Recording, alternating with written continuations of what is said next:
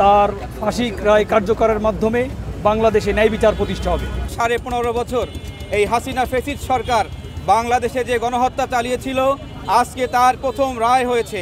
এই রায়ের প্রতি আমরা সন্তোষ প্রকাশ করছি। আজকে 5টি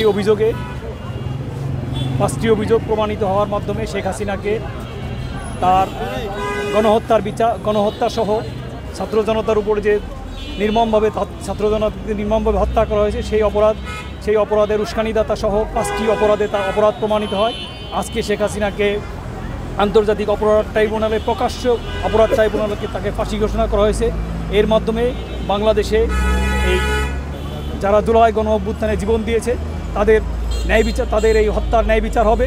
শেখ হাসিনাকে ভারত থেকে ফিরিয়ে এনে বন্দি বিনিময় চুক্তির মাধ্যমে ফিরিয়ে এনে তার ফাঁসি রায় কার্যকরের মাধ্যমে বাংলাদেশে ন্যায় বিচার প্রতিষ্ঠা হবে। শেখ হাসিনা ফাঁসির রায়ের মাধ্যমে সে সকল ভাইদের আত্মার মাগফিরাত পাবে। যে সকল ভাইদের শহীদ করা হয়েছে, আমরা বিশ্বাস রাখি সে সকল মায়েদের যে দুঃখ ছিল সে দুঃখ মোচন হবে। এবং আমরা এটাও বিশ্বাস রাখি আগামী দিনে কেউ ফ্যাসিস্ট হাসিনা ওঠার সাহস করবে না ইনশাল্লাহ। এদেরকে প্রতিহত করার জন্য মাঠে ময়দানে কাজ করব সবাই মিলে। আমরা 8 দলীয় জনগণদেরকে সাথে নিয়ে আমরা একসাথে লড়ব। যদি নাশকতা করতে চায় তাহলে আমরা দেশবাসীদের সাথে নিয়ে ঘরে ঘরে যাই, ওরা যেখানে যে লোকে আছে ওদেরকে খুঁজে বের করবো আমরা ইনশাল্লাহ। এই রায় হয়েছে, এই রায়ে আমরা সন্তুষ্ট এই জন্য যে শেখ হাসিনার ফ্যাসিস্ট সরকার এই 17 বছরে অসংখ্য মানুষকে হত্যা করেছে, অসংখ্য মানুষকে গুম করেছে।